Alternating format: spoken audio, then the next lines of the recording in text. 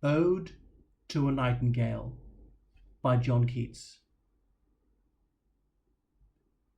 My heart aches, and a drowsy numbness pains my sense, as though of hemlock I had drunk, or emptied some dull opiate to the drains.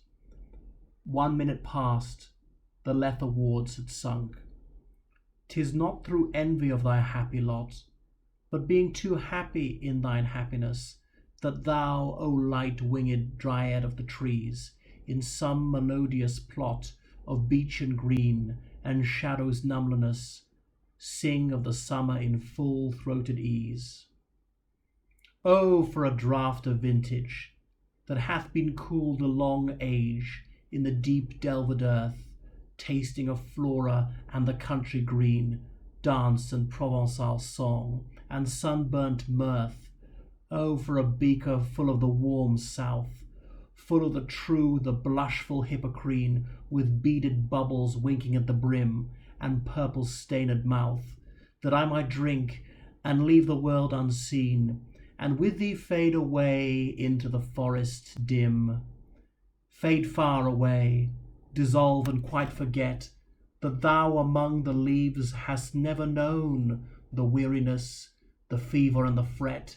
Here where men sit and hear each other groan, where palsy shakes a few sad last grey hairs, where youth grows pale and spectre thin and dies, where but to think is to be full of sorrow, and leaden-eyed despairs, where beauty cannot keep her lustrous eyes, or new love pine at them beyond tomorrow. Away, away, for I will fly to thee, not charioted by Bacchus and his pards, but on the viewless wings of poesy. Though the dull brain perplexes and retards, already with thee, tender is the night, and haply the queen moon is on her throne, clustered around by all her starry fays. But here there is no light, save what from heaven is with the breezes blown, through verdurous glooms and winding mossy ways.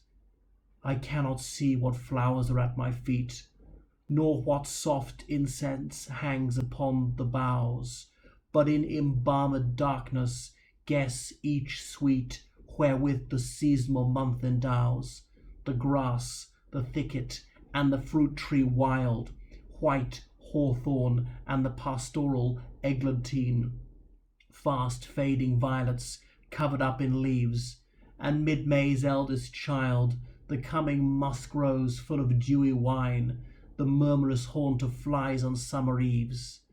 Darkling I listen, and for many a time I have been half in love with easeful death, called him soft names in many a mused rhyme, to take into the air my quiet breath.